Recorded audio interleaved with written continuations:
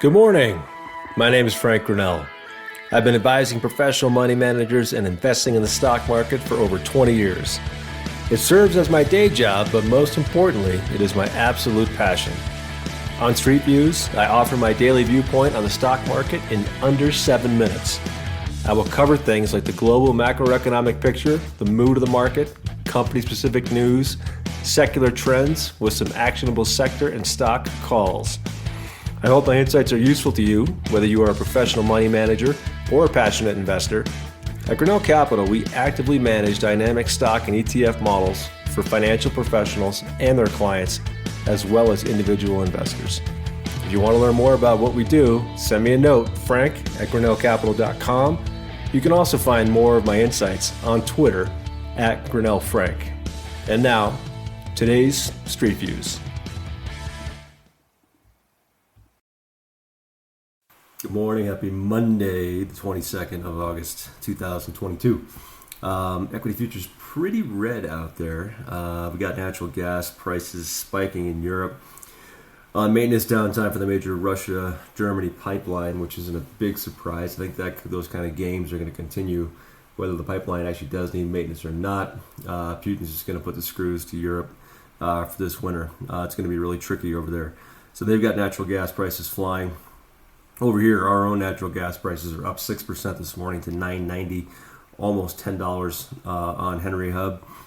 We've been constructive on natural gas for quite a long time. You've heard it here for quite a while now. Antoro Resources, AR, Chesapeake, CHK, Devon Energy, DVN. Those are three that we own. And who knows, we may even add a little bit in the not too distant future. Things could get a little crazy in the natural gas world.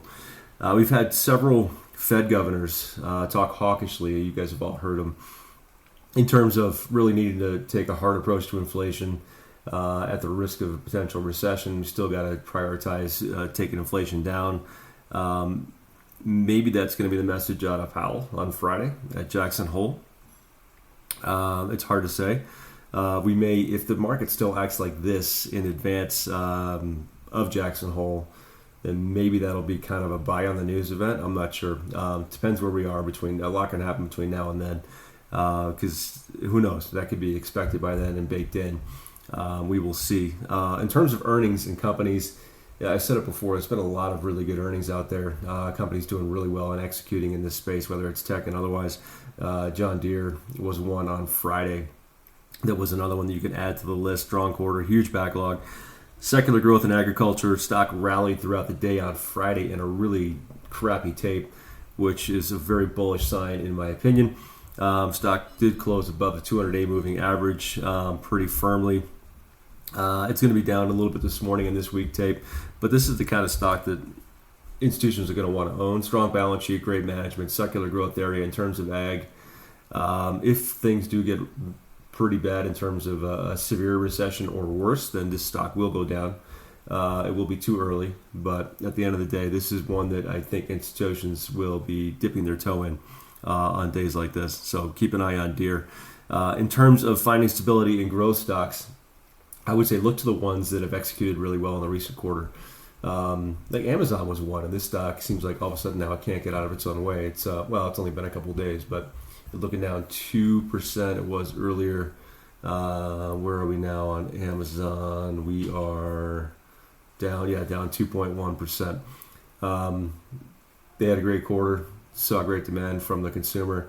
AWS still doing really well, and it looks like they're morphing into more of a, like, obviously going to take out some healthcare verticals, which could be interesting.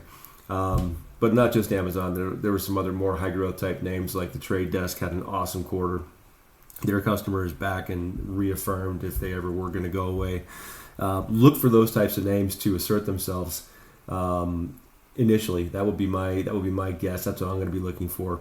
Some of the weaker names in tech or what have you, I don't think are really the tell. I think the tell is the ones that have really executed recently, that have given that most recent optimistic update to investors to go from here. And that's all I got. A lot of earnings this week in tech. Keep your eye on those. We'll be giving updates. Have an awesome day. Talk to you tomorrow.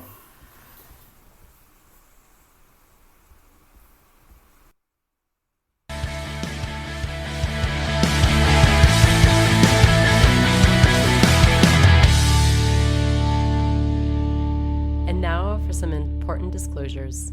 Grinnell Capital is a state-registered investment advisor. Services offered by Grinnell Capital can only be offered in certain states where Grinnell Capital is registered or meets required exemptions. Registration does not imply a certain level of skill or training.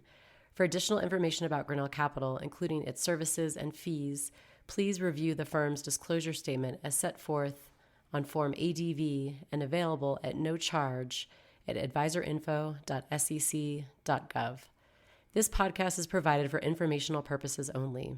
The information contained herein should not be construed at the provision of personalized advice and is subject to change without notice. This material should not be considered as a solicitation to buy or sell any asset or engage in a particular investment strategy. Investing in securities involves the risk of loss, including loss of principal invested, and may not be suitable for all investors. Past performance is no guarantee of future results. This podcast contains certain forward-looking statements which indicate future possibilities. Actual results may differ materially from the expectations portrayed in such forward-looking statements. As such, there is no guarantee that any views and opinions expressed will come to pass. All expressions of opinion reflect the judgment of Grinnell Capital as of the date of publication and are subject to change without prior notice. This podcast contains information derived from third-party sources.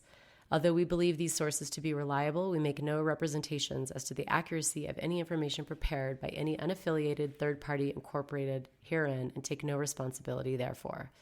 This podcast is provided with the understanding that Grinnell Capital is not engaging in rendering legal, accounting, or tax services, and we recommend that you seek out the services of professionals in these aforementioned areas. The principal investment focus of the accelerator model, the strategy, is to achieve strong relative and risk-adjusted returns, primarily by investing and trading in securities issued by companies that focus on the global information, technology, consumer, healthcare, industrial, and infrastructure sectors. These sectors are characterized by robust secular growth, an abundance of both new and maturing product cycles, a high degree of competition that creates the potential for relative winners and losers within a subsector or theme, a high degree of revenues and earnings volatility, rapidly changing sentiment and public perception, significant yet unrealized potential for globalization, and superior relative liquidity. Investment in the strategy is speculative and involves a high degree of risk. The second investment model is called the ignition model. The ignition model is an all-exchange-traded fund, ETF, strategy with investment objectives similar to the accelerator model. This model seeks to capitalize on long-term growth trends experienced by the market leaders in various areas and sectors. The ignition model will also seek ETF investments based on cyclical forces experienced in the U.S. and the global economy. This model is also designed to have the ability to offer some downside protection in the event of significant market stress through investments in ETFs designed to take advantage of market volatility. The strategy's performance can be volatile. Grinnell Capital has total trading authority over the strategy. The use of a single manager applying similar trading programs can mean a lack of diversification and consequently higher risk. For more important disclaimers, please visit our website, grinnellcapital.com.